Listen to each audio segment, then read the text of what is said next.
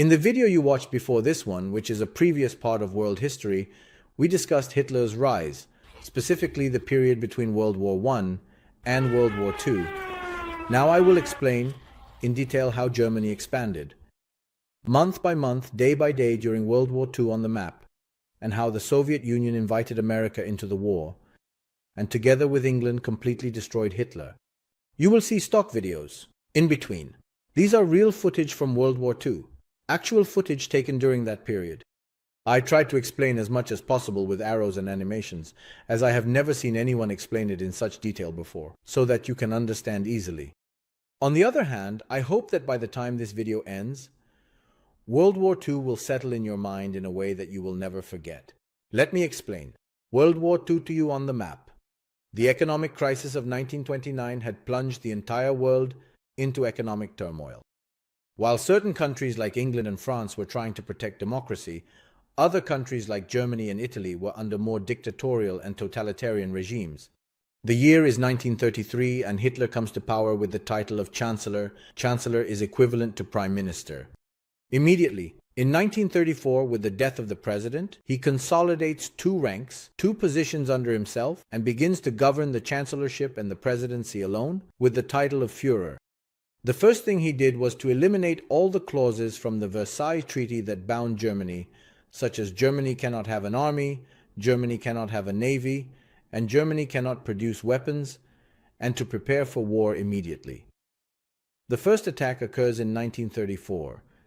There is an attempt to unite Germany and Austria under a single administration, however this fails. Hitler strengthens his army over the next 2 years and enters the Rhineland on March 7th to take the Saarland region. This region is actually one that France should respond to, because there are both industry and natural resources here, but France does not react at all. They also do not want to enter the war. The Rhineland is a geographical area located on the left side of the Rhine River in western Germany. The places you see on the screen already belong to Italy. They were present in North Africa, in Libya. They were also in Somalia. But they had not yet occupied Ethiopia. In the transition of 1936-37, they also occupied Ethiopia. Of course, the occupation of Ethiopia did not please the League of Nations, which was the United Nations at that time.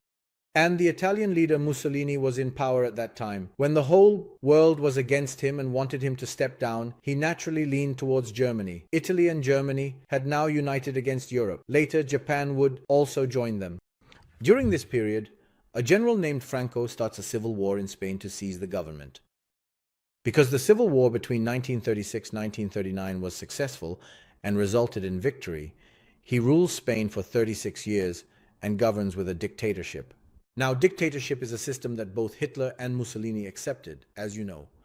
When Franco revolted, Hitler and Mussolini were already supporting him. Hitler annexed Vienna, that is, Austria, which can be considered the first territory he won, to himself in March 1938. This was actually the first territory he added. Later, he clearly stated that the Sudetenland region of Czechoslovakia belonged to him, that there was a high concentration of Germans there, and that he wanted to annex this region. He said, "I will occupy this place." In fact, Germany, France, England, and Italy came together at the Munich conference to ask why he wanted this region. He openly claimed that this place belonged to him, and said he would occupy it. No one objected. Hitler occupied this place in March 1939, he went even further and took half of the country up to Prague. He took half of Czechoslovakia in April. 1939, Italy, which would later be joined by Japan, invaded Albania, entering the war with him. In August 1939, Hitler signed the Molotov-Ribbentrop Pact with the Russians, the German-Soviet Non-Aggression Pact. According to this signed agreement, Germany would attack Poland and initiate World War II. Germany would take the western part of Poland, while Russia would take the eastern part without entering the war and without touching Germany. Here, of course, Hitler also stated that he wanted to take Finland. In return, part of the Baltic countries would also remain with the Russians. On September 1st, 1939, Hitler enters Poland and gives 2 to 3 days before sending his tanks and the Luftwaffe, the German Air Force's planes, into Poland. He says, "If you want surrender," Poland naturally turns to England and France, saying, "Will you support me, as they will invade me and take my lands?" France and England say, "If you don't leave by September 3rd, you will also be at war with us." In other words, we are declaring war. Hitler does not leave. On the contrary, within 15 days he takes the part of Poland that belongs to him. As agreed with the Russians, on September 18th, the Russians also seize eastern Poland. Hitler advances to Warsaw by September 28th. He also takes Warsaw. This area is now in the hands of the Germans. On November 30th, the Russians attack Finland this time. However, because Finland resisted very well, they can only take a very small part. We said that England and France declared war on Germany on September 3rd, 1939. They do nothing until April 1940. They just watch. In other words, no one wants to go to war over a piece of lost Polish territory. However, they now see that Hitler will really advance and will turn to them in Europe, and will also turn to France in turn. From Norway, there are iron ores needed by the Germans from the Norvik shores to make tanks, etc. They send a reconnaissance unit to prevent them from reaching it. Hitler notices this situation. He quickly occupies Norway and Denmark. On May 10, 1940, the Germans attack the Netherlands and Belgium this time. The French naturally understand that their turn will come, because in World War I, they had also entered France through the Netherlands and Belgium. The French and British armies are entering Belgian territory to stop the Germans. Meanwhile, a Luftwaffe plane crashes on Belgian territory. When it crashes, the German attack plans are revealed from inside. Normally, the plan is to attack through Belgium and the Netherlands, just like in World War I, and then quickly descend into France. When Belgium gives this information to the French believe they can stop this attack here. Therefore, they are moving all their armies, all their forces up. Hitler hears that this plan has been captured. For this reason, he plans to attack a small part of his army from above and quickly strike from the south to the north by passing the main army through the Ardennes forests using the Blitzkrieg tactic, and he succeeds. In May 1940, Belgium and the Netherlands fall. The French and British armies are also trapped in between and begin to retreat towards Dunkirk port. Just as Hitler is about to wipe out this area with his full armies and throw them into the sea, he makes a foolish decision. He says, "I will strike with aircraft, let the armies not advance." The worst part is that this is a wrong decision because the British are evacuating the French and British armies trapped at Dunkirk port. If there are 3 turning points for Hitler to lose the war, this is the first turning point. On June 5th, the German armored army begins to descend towards France, and on June 15th, they easily enter Paris. After annexing northern France, he left a region in the south governed in this way under the Vichy regime, dependent on him. Now it was England's turn. Because England is an island, or rather Britain is an island, it could not directly send its army there like it did in France. First, to be able to launch an invasion, he planned to strike the defenses on the English coast with Luftwaffe, that is, the German air forces. These air attacks were not very successful. Meanwhile, the British were developing radar in a way that Hitler had not yet utilized. Although not completely successful, there were radars on the coast. Hitler managed to cut off the supply and naval support routes coming to Britain by submarine, as well as trade and all kinds of support coming from America and the other side of Europe. Control of the sea, the control of the English coast was important. However, it was not sufficient because the Mediterranean was still not completely under control. In November 1940, Italy was in the Mediterranean, which was normally under British influence and could still provide support to Britain because Gibraltar had not completely fallen into Spanish hands. Greece was captured, and then an attack was launched on Egypt. The reason for the attack on Egypt was, of course, to seize the Suez Canal at Hitler's request. He wanted to control all maritime traffic coming from the Indian Ocean and the rest of the world. In April 1941, Germany took Yugoslavia and Greece. From there, they landed in Crete. Crete was important for the control of the Mediterranean, because supporting the sea route from Europe in the eastern Mediterranean could only be controlled from here if you did not have the Suez Canal in your hands. What enabled Hitler to advance so quickly was the lightning war tactic we call Blitzkrieg. Just think, he took Poland in 4 weeks, Denmark and Norway in 1 week, the Netherlands in 6 days, and Belgium in 2 weeks. Even Big France could only hold out for 6 weeks. Yugoslavia and Greece fell in just 3 weeks. He was changing fronts so quickly that no one could even go for support. By the summer of 1940, Hitler had conquered all of Europe. Only England remained, and he had not been able to overcome England's coastal defenses when he tried before. In fact, he had negotiated for England to stay out of the war. In other words, he told England that if they wanted, they could avoid entering the war. But while Europe was under Hitler's control, England could not trade with anyone. Therefore, England no longer wanted a Hitler in Europe. They did not want Germany. Of course, during this time, it was expected that America, which had come to help in World War I, would also join the war alongside England in World War II. At least that was Churchill's wish. He was constantly trying to draw America into the war. Although America was supporting the war financially, on England's side, in Europe, it did not want to enter the war itself. During this period, Hitler developed a plan called Sea Lion. According to this plan, in summary, he would invade Germany from the sea. The plan could never be realized because on June 10, 1941, when the Soviet Socialist Republic, that is the Russians, decided to invade Russia, he abandoned the idea of fighting on two fronts. Hitler's plan for the invasion of England was as follows. He gathered two air bases over Normandy and Pas-de-Calais. He would weaken England by striking here. From the air bases in Denmark and Norway, he would strike the eastern coasts of England and Scotland. On July 10, 1940, Hitler began targeting the ports. However, the idea of targeting these ports was not very successful because there were radar towers. The British were aware of these radar towers as soon as the Luftwaffe aircraft took off. And the worst part was that the RAF, the Royal Air Force, was responding immediately. There were so many aircraft losses for the Luftwaffe. Hitler eventually had to abandon this plan and changed his strategy, this time planning to target the main base of the Royal Air Force. This plan also did not work because they were developing technology at the radar towers very effectively, and Hitler did not fully understand these advancements. Eventually, the idea of bombing major cities like London and Liverpool came to Hitler's mind. This idea was somewhat brutal, but his thought was, if I bomb these places, I can force Churchill to resign and I can incite the public to revolt. In the end, England will withdraw from the war on its own, and I can fight Russia in the east. Unfortunately, this also did not work. He carried out bombings for a long time, committing civilian massacres. But in the end, England decided to abandon the plan and turn back to the Eastern Front, that is, the front against Russia. The places he bombed only resulted in civilian casualties. The winter solstice had also arrived. He had now decided to focus on the Eastern Front. He would advance towards Moscow, Stalingrad, and Leningrad on the Eastern Front. In 1941, Hitler was given up by Britain to advance into Russia.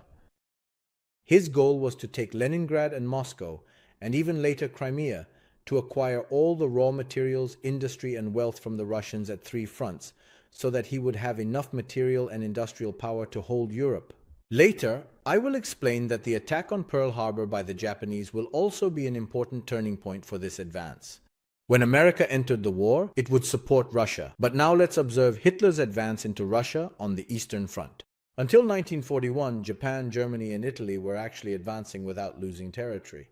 The Non-Aggression Pact signed in 1939 between the Soviets, the Soviet Union, and the Russians was also broken when Hitler attacked the Russians in June 1941. The operation known as Operation Barbarossa was launched by the German armed forces on June 22, 1941. With the plan to invade the entire Soviet Union. This operation opened the Eastern Front of World War II. It is divided into the Western Front and the Eastern Front. It is the most extensive military operation in the history of warfare. If you include the manpower involved and the results of Operation Barbarossa, it encompasses some of the most significant battles in world history. Previously, the eastern part of Poland was in the hands of the Russians. On June 22, 1941, the Germans received heavy artillery fire on important cities under Soviet occupation. The fact that the Germans had 3 million soldiers starting to occupy these areas held by the Russians was not a credible situation for the Russians. In fact, Stalin still did not want to accept that the Germans had attacked him. Approximately 500,000 Romanian, Hungarian, Slovak, and Croatian soldiers joined the German forces along with Italian troops. Interestingly, on the other side, Finland also declared war on the Russians on June 22 for its independence and tried to liberate its own territory. We cannot interpret Finland as having entered the war alongside the Germans here, because Finland neither participated in the attacks on Leningrad or other places targeted by the German army, nor did it take part in the genocide against the Jews. The funny thing is that Stalin and Russia still do not believe that the Germans attacked, so they do not believe that the Germans attacked. The reconnaissance elements of the German air forces can easily fly over Soviet territory and identify temporary supply depots, the locations of airfields, and how many aircraft are present where, and their striking forces began to attack the Soviet Air Force's aircraft while they were still on the ground at the airfield. 2,000 Russian aircraft were hit while still on the airfield before taking off, and in return only 35 Luftwaffe aircraft were lost. In the following 2 days, another 2,000 Russian aircraft were destroyed. So it was such a shocking attack. And the Russians really did not expect this assault. As the Russians retreated in shock, they couldn't even destroy the bridges. It passed through the hands of the German forces. Therefore, the Germans crossed the rivers without any difficulty with their tanks. Hitler was advancing on 3 fronts: north, central, and south. In the north, the primary target was the Baltic countries, and then to capture Leningrad. 600 German panzer tanks crossed the Niemen and Dogan rivers. They encountered the Soviet army, which had 300 tanks. They faced them here and won. 90% of the Soviet mechanized corps on this front was destroyed. Just as they reached Leningrad, the ammunition and supply situation of the German army deteriorated as it had separated as much as possible from its own territory. And Hitler ordered the army to wait for a week. This 1 week was another mistake made by Hitler in the war, as the Russians were able to reinforce the area. On the central front, Hitler was advancing towards Moscow. He progressed a third of the way without any issues. After traveling 320 kilometers, the battle began from the Polish border to Minsk. On June 28th, just 6 days later, they also captured Minsk. Hitler could not advance to Moscow because reinforcements were needed for the southern front. Hitler shifted part of the army south. On the southern front, we often talk about today, the Crimean port, the Donetsk basin, which is today's Donbass. It was occupied by 600 German tanks. In return for 100 tanks, the Soviets came, and at the end of the 4-day battle, although the Germans suffered great losses, the Soviets resisted very well, even with 100 tanks, and the Germans captured this area as well. But the Germans' advance was delayed by exactly 11 weeks, and winter came. The main problem on all 3 fronts was now winter: Hitler. The Russians could not advance easily during the winter period they were accustomed to, as we have seen twice in world history. The line you see on the screen is the winter line of 1941-42. It is the line that held Hitler. When the year 1942 arrived, Hitler launched a new attack towards the Don, Volga, and Caucasus oil basins. By the end of the summer of 1942, they had managed to push the Russians back a bit and had reached the Stalingrad border on the Volga. Winter had come again, and these borders were not advancing easily. At this moment, let's go to Asia. In Asia, Japan had already advanced towards China's rich lands and was gradually establishing itself on the Asian continent. In this region, there were previously the United States, England, the Netherlands, and the French. They had colonies on the islands you see. It was not actually easy to fight all of them. However, the Germans' advance in Europe had shifted attention here as much as possible, towards the European War. In July 1941, as the Germans marched towards Moscow, the Japanese captured the Indochina region, which was under French control. In November 1941, 40 Japanese warships and 6 aircraft carriers also set sail from the Kuril Islands towards Pearl Harbor. They had become so emboldened. There was an American base here, and they were not expecting any attack. On the way, these 40 Japanese warships and 6 aircraft carriers did not attract anyone's attention, because no one could think that Japan would plan such a large-scale attack. Just think, this place is 3,500 kilometers away from California. On December 7, 1941, the Japanese began to attack American warships and aircraft. Just for the attack here, they can launch shallow water and make 100 torpedoes with planks and wooden supports. Torpedoes were being dropped from the planes. 4 days later, Germany and Italy were officially at war with America, pulling America into the conflict. In fact, what Japan did was bring America into the war a little earlier. It was also a major turning point for Hitler because after America entered the war, what Winston Churchill had been striving for months became a reality. The balances changed. The Japanese quickly attacked the British and American islands in the region. They captured Hong Kong on December 25, 1941. On February 15, 1942, they captured Singapore, and on May 6, 1942, they took the Philippines from America. Then they turned and took the Solomon Islands and New Guinea from the Dutch. Interestingly, the local people on the islands had been helping the Japanese for years, even centuries, because they had been colonized. To gain their independence, In just a few months, the Japanese took control of the entire region you see on the screen. However, the Japanese army was struggling to hold such a vast area. And when June 1942 came, the Battle of Midway occurred. America began to take revenge on the Japanese. They lost control of this region as well. If we move to North Africa, things were a bit different there. The Germans and Italians were very successful in 1942. At the end of the previous year, Rommel, an important figure in Germany who had to leave Libya, was using tanks very effectively. He launched an attack again and captured Tobruk. He continued to advance towards Egypt, as capturing the Suez Canal was a very important goal for Hitler. However, as the German and Italian armies advanced through the desert, they were facing difficulties in supplying food, ammunition, and supplies.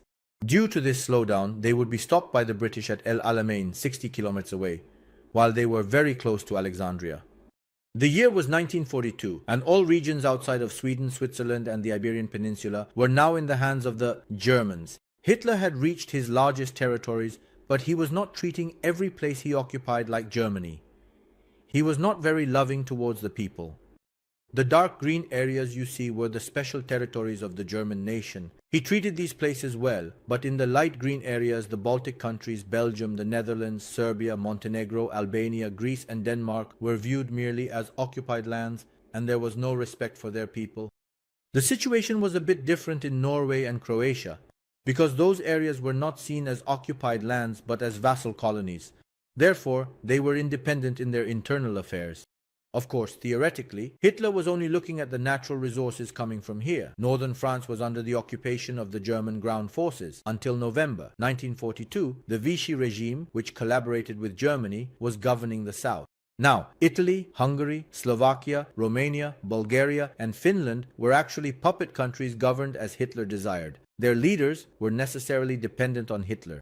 When an event occurred that Hitler did not want, or when a decision was made, the head of the leader would roll. Hitler only occupied as long as he was sure of their loyalty.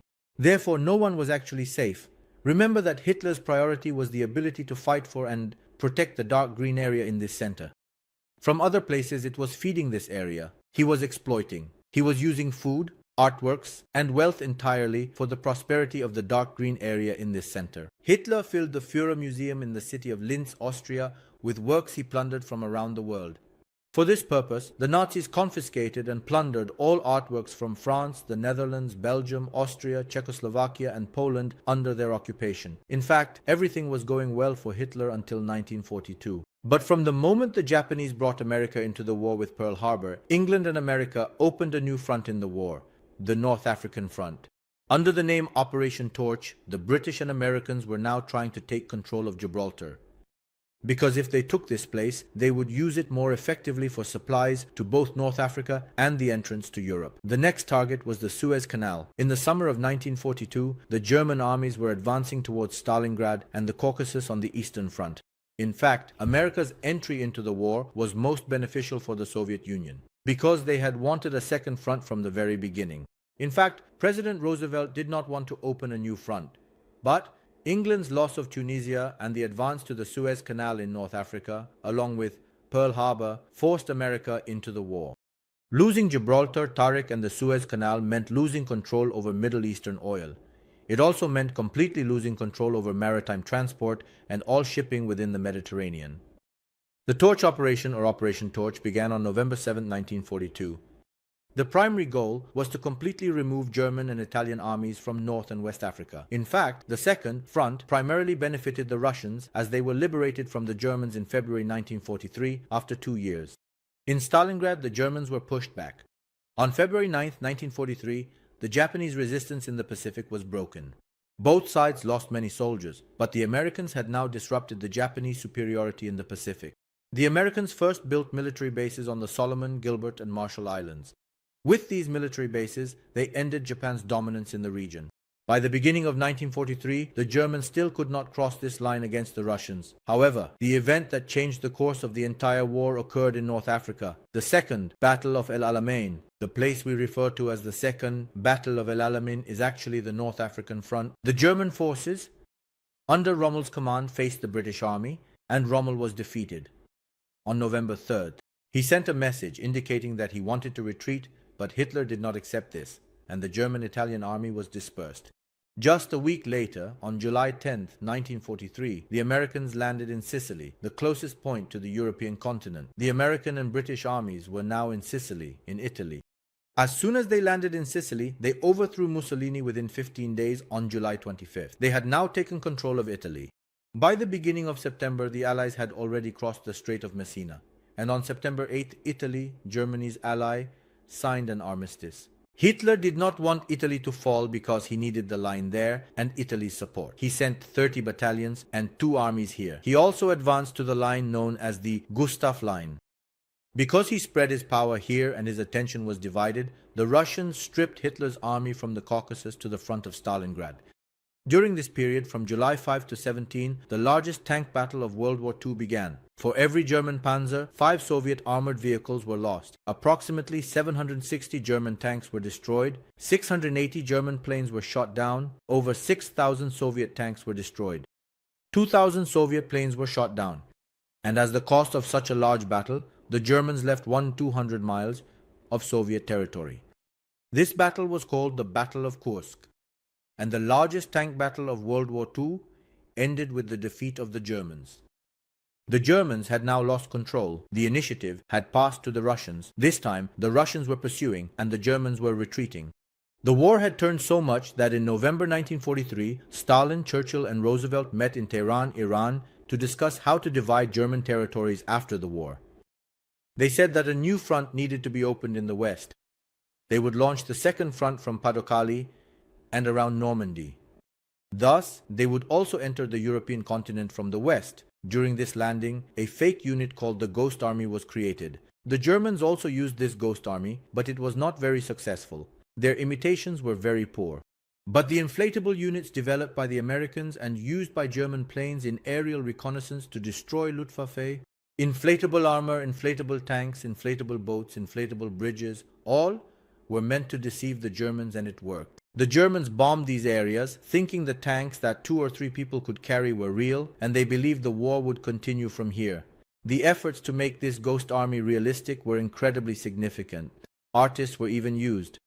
With massive speakers, they broadcast sounds as if armored vehicles were really coming, with sounds of battle and firing, audible from kilometers away. Hitler was now aware that an attack from England was coming, but he did not know its exact location.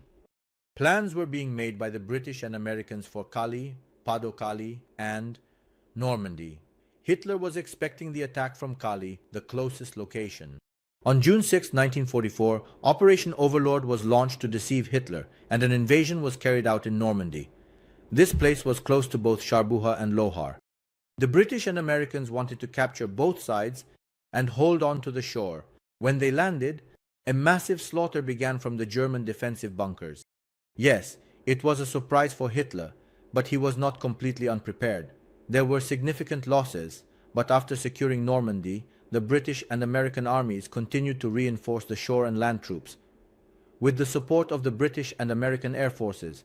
After the ships landed on the shores, they settled at 2 beaches called Utah and Omaha. Troops were continuously reinforced at these 2 beaches. While trying to divert the attention of the war elsewhere, they were trying to hold the shore. While the Americans landed at Utah and Omaha, the British Army also made landings at 2 beaches called Gold and Sword. The Canadians were also involved in the war. They landed at a place they called Kuno Beach. The Allies had now secured the shore.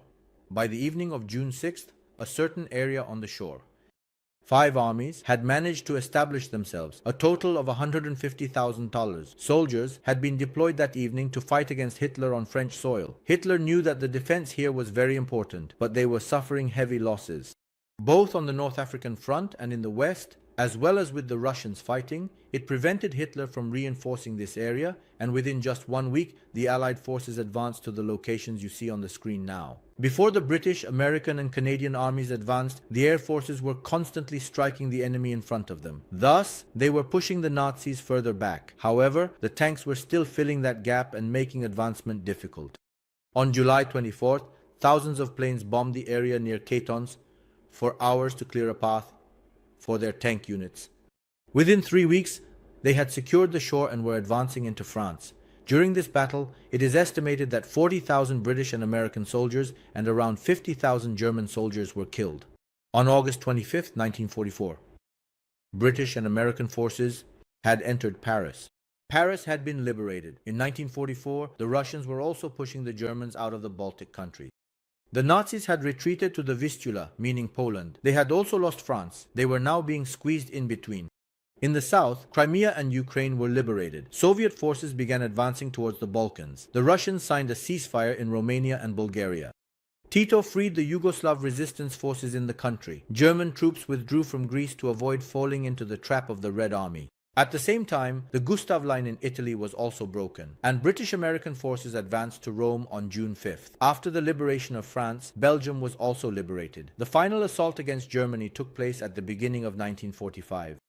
In the west, the Rhine was crossed. American forces had reached the Elbe by April. In the east, Russian troops reached the Oder by the end of January, and they joined the troops at the Elbe. Now the Russians and Americans were striking simultaneously. After the two armies united at the Elbe, the Red Army launched the final battle in Berlin. On May 2nd, the city was completely captured in a battle that would end just a week later. It is said that Hitler committed suicide the day before this. On May 8th, Germany surrendered unconditionally. Japan was still at war. Throughout 1944, America advanced by capturing the Japanese archipelago. The Mariana Islands were captured in July-August. The Philippines were captured in October. Manila fell in February 1945. Worse yet, the Japanese were still resisting even when they had lost most of their navy. By order of President Truman, America tested the atomic bomb.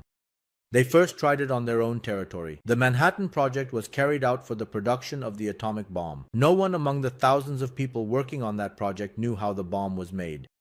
But on August 6th, a bomb was dropped on Hiroshima, and 3 days later on Nagasaki. Emperor Hirohito also surrendered, withdrawing from the war on September 2nd, 1945. Yes, those two bombs, the two bombs dropped on Hiroshima and Nagasaki, had taken the last German ally out of the game in World War II. See you in the new video of the World History series. Let me remind you, there are 2 videos left. After 2 videos, we will complete this series as well.